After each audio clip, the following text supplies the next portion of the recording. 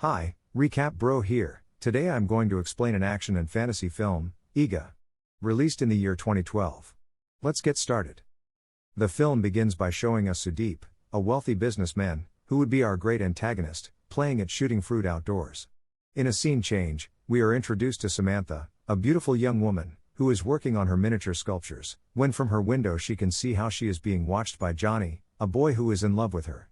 Already at work, where they promote community projects, Samantha discusses with her colleagues the need for new donations. At that moment, Johnny enters, kindly offering to donate 15 rupees to win Samantha's heart.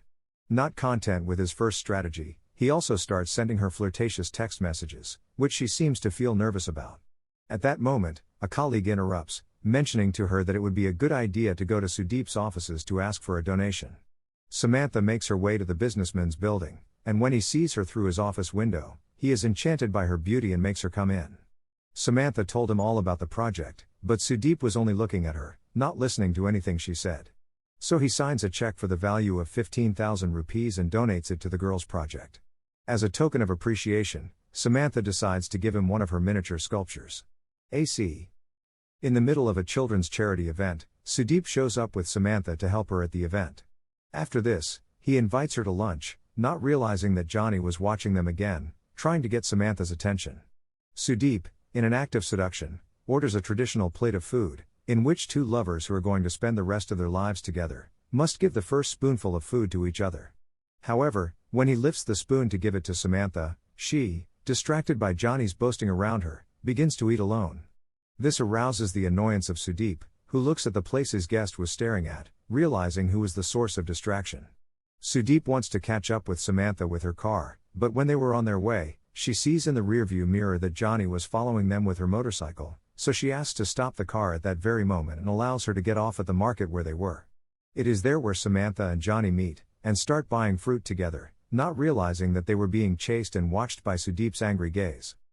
On her way out of work, Samantha realizes that she has no fuel in her motorcycle, so she decides to send a message to Johnny which, while he was confused, is enough to get his hopes up for a chance with the girl. He quickly goes to the place to help the girl, but when he mentions the message to her, she says that it was a mistake and that she never meant to write to him. Despite playing hard to get, Johnny realizes that she wanted him to accompany her, so they head to Samantha's house, giving rise to the first musical of the film. Once at her house and after singing things that made Johnny much more attracted to her, she arrives at his workshop and begins to sculpt a necklace for him. However, when she goes out the window so she can give it to him, he tries to cross the street and instantly disappears, being abducted by a passing van. The person in the van was Sudeep, who kidnaps Johnny and starts torturing him for messing with Samantha. After a big beating, Sudeep takes off his shoes and starts strangling Johnny. Finally, Johnny dies and his body is left for Sudeep's employees to pretend it was an accidental homicide at the center. Suddenly, a strange blue light comes out of Johnny's lifeless body, pretending to be his soul, and is lost in the leaves. Riding her motorcycle through the market again, Samantha encounters a crowd surrounding the body of a deceased person and, as she approaches, she realizes that it is Johnny. After 10 days, we see how an egg gives birth to a large red-eyed fly which, we can assume, is the reincarnation of Johnny. The fly has some flashbacks of what had happened, however, they are not enough for it to remember who it was in its past life. Thus begins a great adventure, surviving his new life, until he accidentally arrives at Sudeep's house. When he sees the face of the owner of the house, a wave of memories is unleashed and he realizes that it was him who killed him in his previous life. A great thirst for revenge is awakened in the fly, who decides to attack Sudeep with all his strength, but because of his tiny size, he is unable to do him the slightest harm. After a fall, it hits a tiny box with a miniature sculpture made by Samantha inside. Seeing it awakens new memories about who she was, and the pieces of the puzzle begin to fit together. Johnny quickly flies to Samantha's house but is hampered by her appearance in order to get her attention. Already at work and faithfully followed by Johnny turned to fly, Samantha receives a visit from Sudeep. They begin to talk about the loss the young woman was going through, to which he advises her that the best way to overcome the grief was to forget Johnny and replace him, even offering himself seductively for this task. Johnny, offended, begins to brazenly attack Sudeep's ear and face, generating in him strange reactions in front of Samantha. After this, and due to the arrival of Samantha's colleagues, Sudeep takes his leave. Johnny chases Sudeep to his house, where he is taking a sauna bath in a box with only his head on the outside. As the beginning of his revenge, and in an effort to try to finish him off, Johnny begins to annoy him, buzzing around him, and causing him to twist in such a way that the box's brakes come loose, rolling across the bathroom and narrowly avoiding embedding his head in the bathroom's pointed faucet. While Jani did not end his life, he did end his reputation, as Sudeep exits the bathroom completely naked, using the towel he had in his private parts to kill the fly, embarrassing himself in front of all his associates. Back in his office, Sudeep calls the volunteers in charge of the project he is funding, including Samantha, and proposes a trip for more funding. One condition, however, was that he had to bring one of them along. So he was able to arrange it with Samantha. During the night before the flight, Jani keeps bothering Sudeep, preventing him from sleeping well and getting up late for the flight. Not enough with that, once Sudeep was on his way to the airport, Jani caused a car collision on the avenue, disturbing the traffic personnel in the ear. However, Zudeyepa manages to rent a car anyway and continues on his way.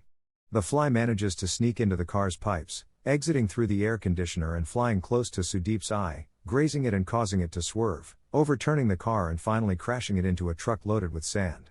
Sudeep manages to survive, so Jani takes advantage of the ashes that had been scattered on the car's windshield and writes the phrase "I will kill you." Back at home, Sudeep becomes paranoid and claims that a fly is trying to kill him. All his colleagues and workers think he is going crazy. At that moment, Samantha appears, worried about his situation. In order to corroborate her sanity, she goes to the same place where the remains of the car were, and makes sure that the phrase written on the windshield was real.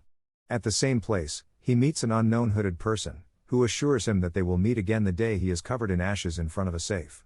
Jani returns to Samantha's house and decides to use drops of water on the counter to write a message, claiming he was the fly. Samantha, totally impressed, begins to pay attention to his movements, reading the message he wrote.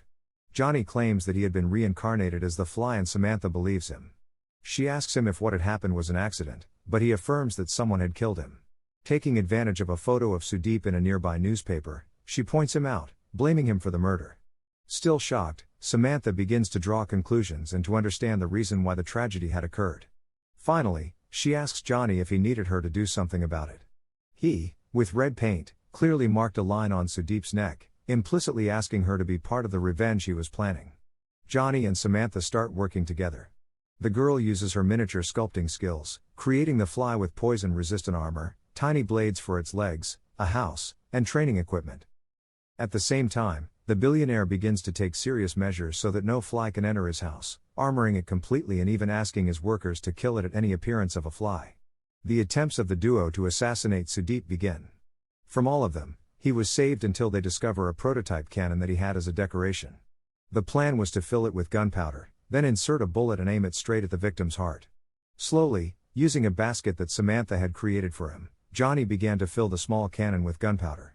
Everything was going smoothly until an employee, in his eagerness to get rid of a piece of garbage, put it inside the cannon, plugging it. That's when Samantha decided to go to Sudeep's house and remove a small screw from the window where the fly could have access, avoiding the shielding. Upon entering, Jani begins to embed the small blades of his legs in Sudeep's back, distracting him from his attempt to seduce Samantha. Later, Sudeep has a work meeting with some contractors, and his right-hand man asks him to behave himself. However, he attracts attention as soon as he enters the room, because he is equipped with gloves and a helmet so that no part is exposed. I see him looking tired and totally paranoid. At this moment, Jani makes an appearance and begins to land on the contractor's head, causing Sudeep to start beating everyone, trying to assassinate him. With the meeting ruined, his right-hand man asks him to take out the money he had in the safe at home. However, Jani complicates it for him by having the password invalidated multiple times by pressing random keys. At this, Sudeep comes up with the great idea of burning the lock on the safe with a blowtorch. Jani, still wanting to cause more chaos, causes the blowtorch to be pointed at the money, and it starts to catch fire. Completely defeated, Zudeyepa remembers the prophecy he had been given and runs to the same place as last time. The hooded figure appears to be a sorcerer who tells him that the fly is actually the person he had killed reincarnated. In this way, Sudeep agrees to perform a satanic ritual in which they would use two birds to attack Jani. A great pitched battle ensues in Sudeep's house between the birds and the insect, culminating in what would be a great fire. Sudeep is locked in his armored office, filled with smoke. Thinking that he had finally won the victory and had succeeded in taking down Sudeep, Jani sets off some fireworks with the phrase "job done" to let Samantha know what had happened. However, they didn't count on the businessman's right-hand man sharecropping in to save him at the last minute, breaking the glass in the place. Not understanding how the fly had entered the house, Sudeep sits down in front of a window and, feeling a breeze coming in behind him, notices the hole the screw had left behind. He runs to the surveillance cameras to see who it was that had removed the screw and realizes that it was Samantha. Upon seeing the video footage of how the fly had gotten in, the workers begin to believe the paranoid story of the vengeful fly. Sudeep goes to find Samantha and takes her with him. Inside the car, the man begins to tell her the story of how a fly had been trying to murder him for a long time, and how he suspects he has a human accomplice who helped him get into his house. Samantha gets nervous but tries to conceal it until, already in Sudeep's house, he shows her the recordings and takes her hostage. Jani flies to her rescue and surrenders. Just as Sudeep was about to step on him, he picks up a pin from the ground and sticks it in his enemy's foot. A pitched war with state-of-the-art weapons starts to happen in the house. Jani, cunningly, infiltrates the wiring, an electrical fault causing a chandelier just above Sudeep to fall, causing the glass to embed itself in his face but still not finishing him off. Still chasing him with the pin between his legs, Jani lunges at Sudeep, who manages to catch Nani with a magnet. With one of the same glasses that was embedded in his face, he cuts one of Jani's wings, and then, taking the pin, he starts to play trying to kill him and torturing Samantha, who has to watch the whole scene. Suddenly, Jani sees on the table the piece of trash that the employee had stuffed inside the office's ornamental cannon, realizing that the cannon was now clear and full of gunpowder. Heroically, Jani sacrifices himself, bathing himself in gunpowder, warning Samantha to run out of place, and allowing Sudeep to set him on fire and then quickly fly into the cannon, ignite it, and cause the ammunition to impact directly against the villain's heart. Finally, that explosion manages to trigger a total electrical failure, exploding the entire house and its surroundings, taking Sudeep's life with it. Ending the film, Samantha is seen on her motorcycle, evading a new stalker. Until, again, a fly knocks him off his bike, and with a pin he writes "I'm back" in the air, giving us to understand that our protagonist had survived.